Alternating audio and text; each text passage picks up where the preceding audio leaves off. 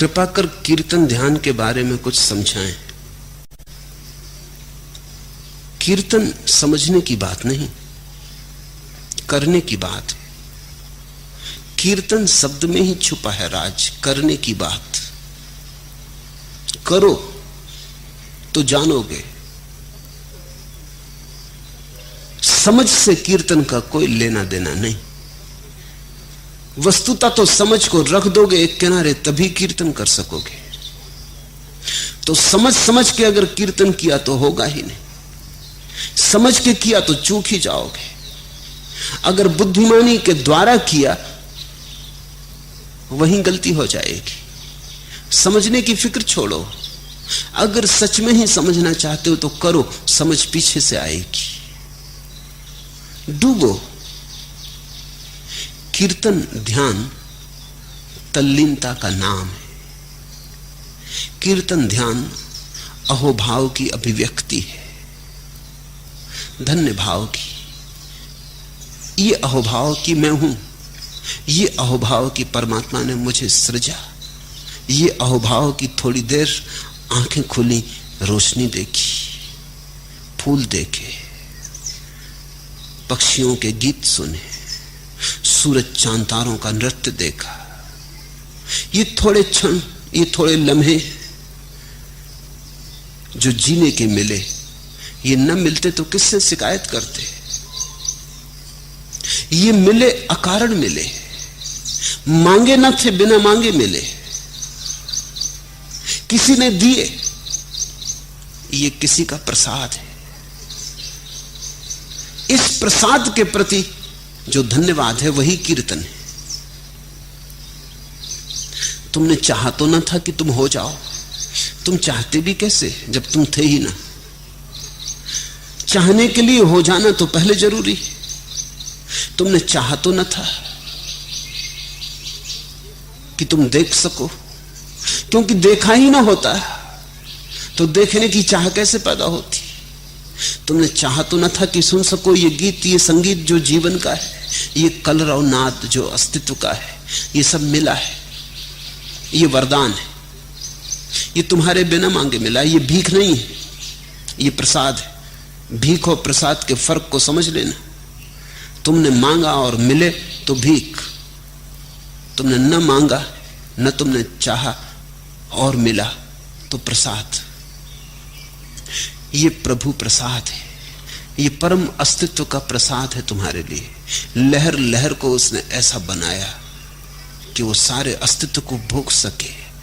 एक एक कण को जीवंत किया ताकि एक एक कण को पूरे होने का स्वाद आ सके। इसके लिए धन्यवाद दोगे या नहीं? इतने कृपण मत बनो, धन्यवाद दो। कैसे धन्यवाद दोगे इसे? आदमी कितना असहाय है, नाच सकता है, गीत गुनगुना सकता है, सकेगा। हमारे बस में और क्या है?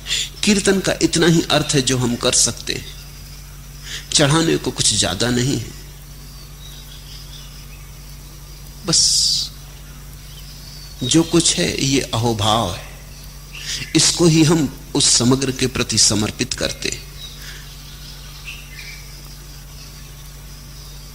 तो कीर्तन तो एक तरह का उन्माद है,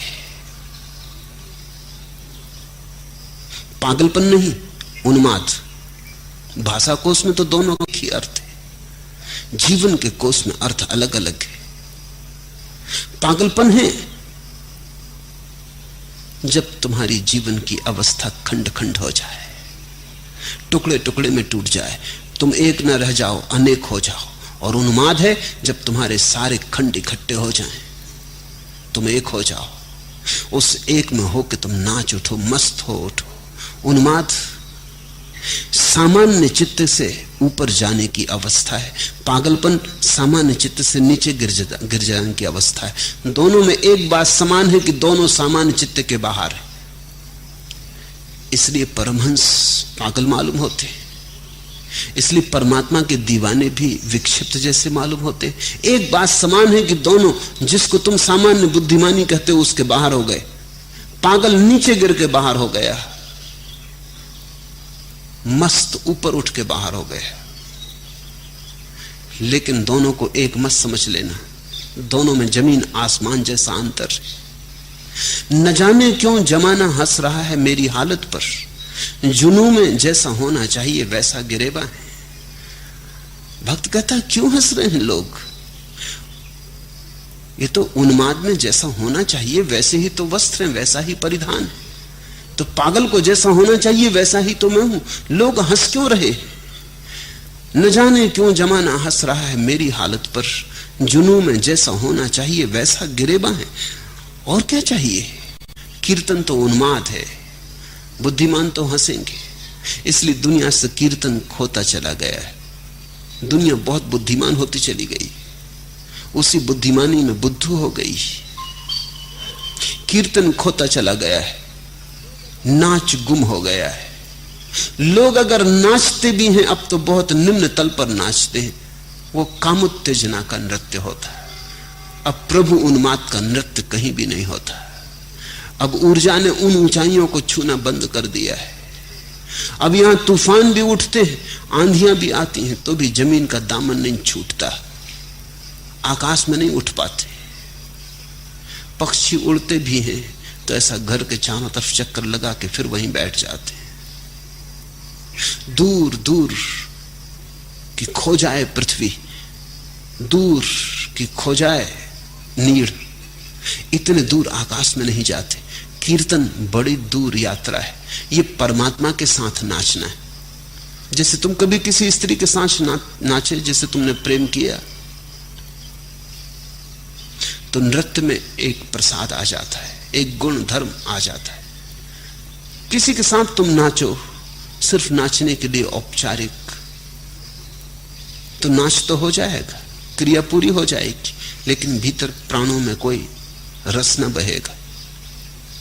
फिर किसी के साथ नाचो जिससे तुम्हें प्रेम है, तो कामोत्तेजना का, वासना का रस बहेगा। कीर्तन है परमात्मा के साथ नाचना, उस परम प्यारे के साथ नाचना। तो जैसे साधारण कामोत्तेजना का नृत्य काम केंद्र के आसपास भटकता है, वैसे कीर्तन सहस्त्रार के आसपास तुम्हारे जीवन की आखिरी ऊंचाई पर नृत्य के फूल खिलते हैं, हजार हजार कमल खिलते हैं। ए मुक्त लाए जीस्त ठहर खुदकुशी न कर, तेरा इलाज जहर नहीं शराब है। कीर्तन भक्त तो कहता है कि जीवन से घबरा के आत्महत्या करने की तरफ मत जाओ, पागल हुए हो। ए मुक्त लाए जीस्त ठहर खुदकुशी न कर, ए जीवन से उत्तप्त हुए आत्मघात मत कर, भाग मत जीवन से, तेरा इलाज जहर नहीं शराब है। मृत्यु तेरा इलाज नहीं है, जीवन की रसधार को पी लेना, परमात्मा की मधुशाला में प्रविष्ट हो जाना ही मंदिर में प्रवेश हो जाना है।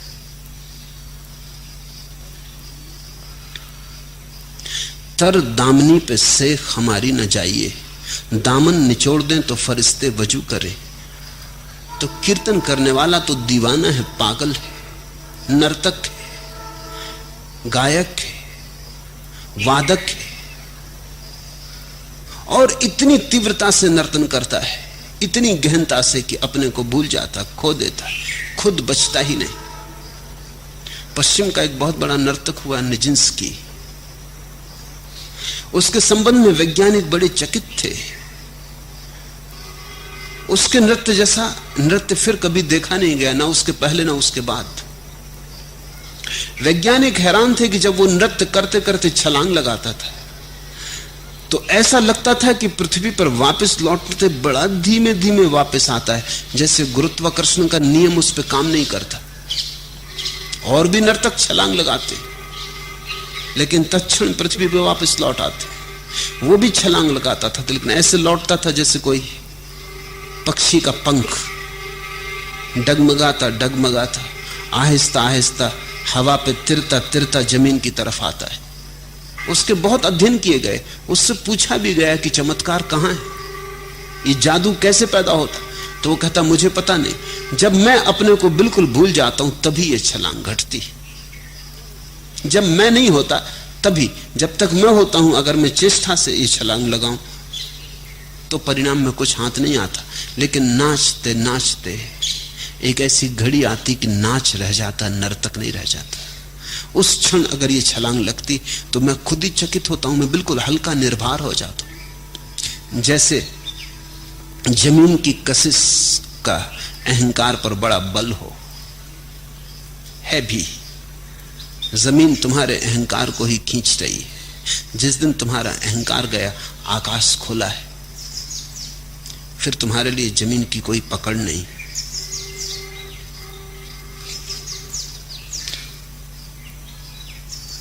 तो नृत्य में, गीत में, कीर्तन में, भजन में डूबा हुआ भक्त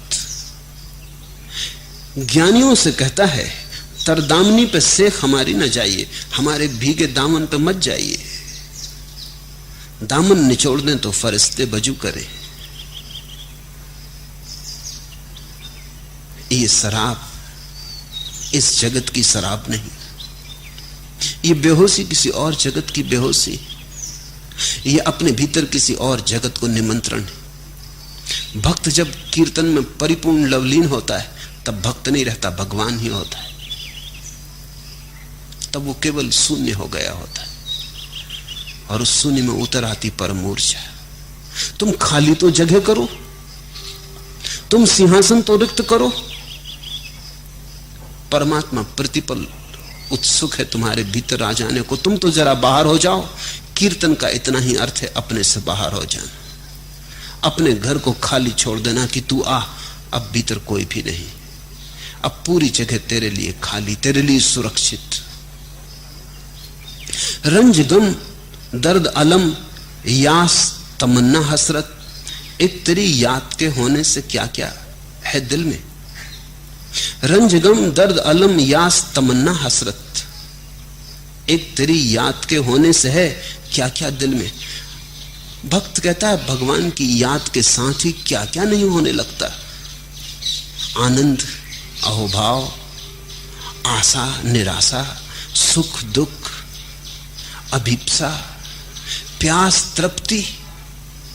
रंजगम दर्द अलम यास तमन्ना हसरत, बस जरा तेरी एक याद आ जाती तो हजार हजार चीजें तेरे आसपास चली आती। तो कीर्तन के बहुत भंगिमाएं। कभी भक्त विरह में नाचता है, तब उसकी कीर्तन में बड़ी उदास भंगिमा होती, आंसू बहते, पीड़ा और विरह होता है। कभी भक्त आनंदोल्लास में नाचता है, तब उसकी बड़ी प्रसन्न भंगिमा होती, वसंत होता है, सब तरफ फूल होते, तब उसकी मस्ती देखे, तब उसके चारों तरफ आनंद की किरणें नाचती। कभी प्यास में नाचता है, कभी तृप्ति में नाचता है। भक्त की बड़ी ऋतुएं और कीर्तन की बड़ी भावभंगिमाएं। कीर्तन बड़ी समृद्ध घटना है, जीवन की सभी गहराइयां उसमें समाविष्ट और सभी ऊंचाइयां भी। पहले तो भक्त छिपाता है अपने प्रेम को भीतर। प्रेम का वो अनिवार्य अंग है कि हम उसे किसी को बताना नहीं चाहते। वो कोई तमाशा थोड़ी, वो कुछ ऐसी बात थोड़ी जो दिखलाते फिरें। उसकी कोई प्रदर्शनी तो नहीं, कोई नुमाइश तो नहीं। उसे छिपाता है, उसे हीरे की तरह गांठ में बांध के रखता है। कबीर कहते हैं हीरा पायो गांठ गठियायो, उसे बिल्कुल गांठ में बांध लेता है, किसी को पता भी नहीं चले, कानो कान खबर ना हो। जीसस ने कहा है बाएं हाथ में हो तो दाएं हाथ को पता ना चले।